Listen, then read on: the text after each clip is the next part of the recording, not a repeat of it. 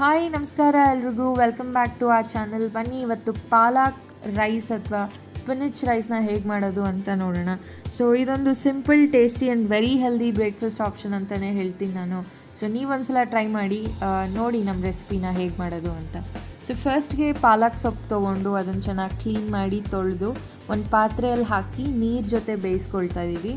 So ಒಂದು 3ರಿಂದ 5 ನಿಮಿಷ ಇದು ಬೆಂದರೆ ಸಾಕು, ಅದು ಚೆನ್ನಾಗಿ ಕುಕ್ ಆಗುತ್ತೆ. ಸೊ ಅದು ಮೆತ್ತಗಾದ್ಮೇಲೆ ಅದನ್ನು ತಣ್ಣೀರು ಹಾಕಿ ಅದನ್ನು ತಣ್ಣಗೆ ಮಾಡಿ ಆಮೇಲೆ ಒಂದು ಮಿಕ್ಸಿ ಜಾರಿಗೆ ಹಾಕೋತಾ ಇದ್ದೀವಿ ನಾವಿಲ್ಲಿ. ಯಾಕಂದರೆ ಒಂದು ಪೇಸ್ಟ್ ಮಾಡ್ಕೋಬೇಕು ಈ ಪಾಲಕ್ ಸೊಪ್ಪಿಂದು. ಸೊ ನೀವು ನೋಡ್ತಿರೋ ಹಾಗೆ ನಾವಿಲ್ಲಿ ಗೋಡಂಬಿನ ಕೂಡ ಹಾಕೋತಾ ಇದ್ದೀವಿ ಜೊತೆಗೆ. ಅದೊಂದು ಕ್ರೀಮಿ ಟೆಕ್ಸ್ಚರ್ ಕೊಡುತ್ತೆ, ತುಂಬ ಚೆನ್ನಾಗಿ ಅನಿಸುತ್ತೆ ಗೋಡಂಬಿ ಹಾಕಿದ್ರೆ. ನೀವು ಬೇಕಿದ್ರೆ ತೆಂಗಿನಕಾಯಿ ಕೂಡ ಹಾಕ್ಕೋಬೋದು, ಅದು ಚೆನ್ನಾಗಿರುತ್ತೆ.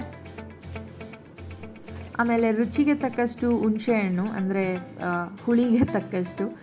ಆಮೇಲೆ ಒಂದು 2ರಿಂದ 3ರಷ್ಟು ಬೆಳ್ಳುಳ್ಳಿ ಹಿಲ್ಕನ್ನ ಹಾಕ್ಕೊಂಡು ಇದನ್ನು ನಾವು ನೀರು ಹಾಕದೆ ರುಬ್ಬಿಟ್ಕೋಬೇಕಾಗತ್ತೆ. ಒಂದು ತಿಕ್ ಪೇಸ್ಟ್ ಮಾಡ್ಕೊಳ್ಳಿ. ಮಾಡ್ಕೊಂಡು ಸೈಡ್ಗೆ ಇಟ್ಕೊಂಡು ಒಂದು ಪ್ಯಾನ್ ತೊಗೊಂಡು ಅದಕ್ಕೆ 1ರಿಂದ 2 ಟೇಬಲ್ ಸ್ಪೂನಷ್ಟು ಆಯಿಲ್ನ ಹಾಕ್ಕೊಳ್ಳಿ. ಸೊ ಯಾರೆಲ್ಲ ನಮ್ಮ ಚಾನಲ್ನ ನೋಡ್ತಿದ್ದೀರಾ, ಯಾರೆಲ್ಲ ನಮ್ಮ ವೀಡಿಯೋಸ್ನ ನೋಡ್ತಿದ್ದೀರಾ, ದಯವಿಟ್ಟು ಸಬ್ಸ್ಕ್ರೈಬ್ ಮಾಡಿ, ಲೈಕ್ ಮಾಡಿ, ಕಮೆಂಟ್ ಮಾಡಿ ತಿಳಿಸಿ ನೀವು ಟ್ರೈ ಮಾಡಿದ್ರೆ ನಮ್ಮ ಡಿಶಸ್ನ ಹೇಗೆ ಅನಿಸ್ತು ನಿಮಗೆ ಅಂತ. ನಮಗೆ ಖಂಡಿತವಾಗ್ಲೂ ಅದೊಂದು ಒಳ್ಳೆ ಎನ್ಕರೇಜ್ಮೆಂಟ್ ಸಿಗತ್ತೆ.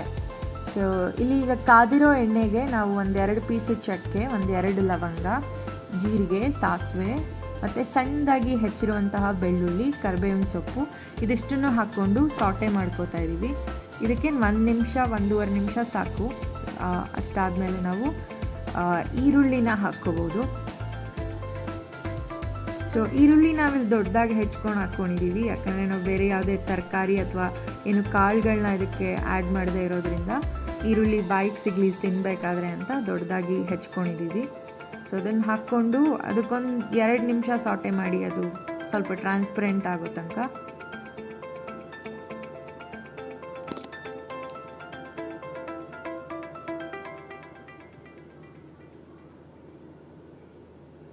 ಸೊ ಒಂದ್ಸಲ ಈರುಳ್ಳಿ ಚೆನ್ನಾಗಿ ಬೆಂದಿದೆ ಅಂತ ನಿಮ್ಗೆ ಅನಿಸಿದ್ಮೇಲೆ ಅದಕ್ಕೆ ಸ್ವಲ್ಪ ಅರಿಶಿಣದ ಪುಡಿ, 1 ಸ್ಪೂನಷ್ಟು ಗರಂ ಮಸಾಲ ಪುಡಿ, ಒಂದು 1/2ರಿಂದ 3/4 ಸ್ಪೂನಷ್ಟು ಒಣಮೆಣಸಿನ್ಕಾಯಿನ ಪುಡಿ ಮತ್ತು ಧನಿಯಾ ಪುಡಿ 1/2 ಸ್ಪೂನಷ್ಟು, ಇಷ್ಟನ್ನು ಹಾಕ್ಕೊಂಡು ಮತ್ತೆ ಒಂದು 2 ನಿಮಿಷ ಹಾಗೆ ಕೈ ಆಡಿಸ್ತಾ ಸಾಟೆ ಮಾಡ್ಕೊಳ್ಳಿ.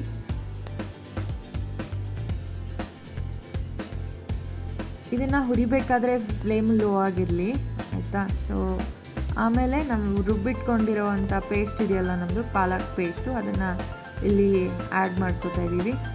ಆ್ಯಡ್ ಮಾಡಿಕೊಂಡು ಇದನ್ನು ಅಷ್ಟೇ ಫುಲ್ಲು ಲೋ ಫ್ಲೇಮಲ್ಲಿ 1-2 ನಿಮಿಷ ಹಾಗೆ ಕೈ ಆಡಿಸಿ. ಮತ್ತು ಇಲ್ಲಿ ತುಂಬ ಜಾಸ್ತಿ ನೀರು ಹಾಕ್ಕೋಬಾರ್ದು ನಾವು ಇದಕ್ಕೆ. ನೋಡಿ ನಮ್ಮ ಬೆಂಗಳೂರಲ್ಲಿ ಹೇಗೆ ಬರ್ತಾಯಿದೆ ಮಳೆ ಅಂತ. ಸೊ ತುಂಬ ಒಳ್ಳೆ ಮಳೆ, ಆಚೆ ಕಡೆ ಎಲ್ಲ ಫುಲ್ ಗ್ರೀನರಿ. ನಮ್ಮ ಮನೆ ಮುಂದೆ ನಾವು ಮಾಡ್ತಿರೋದು ಗ್ರೀನ್ ಡಿಶ್ ಇವತ್ತು, ನೀವು ನೋಡಿದ ಹಾಗೆ. ಸೊ ಈಗ ನಮ್ಮದು ಯಾವಾಗ ಪಾಲಕ್ಕೆಲ್ಲ ಚೆನ್ನಾಗಿ ಬೆಂದಿದೆ, ಹೊಂದ್ಕೊಂಡಿದೆ ಅನಿಸುತ್ತೆ, ಆವಾಗ ನೀವು ಆಲ್ರೆಡಿ ಕುಕ್ಕಾಗಿರೋ ರೈಸ್ನ ತೆಗೆದು ಮಿಕ್ಸ್ ಮಾಡ್ಕೊಳ್ಳಿ ಚೆನ್ನಾಗೆ.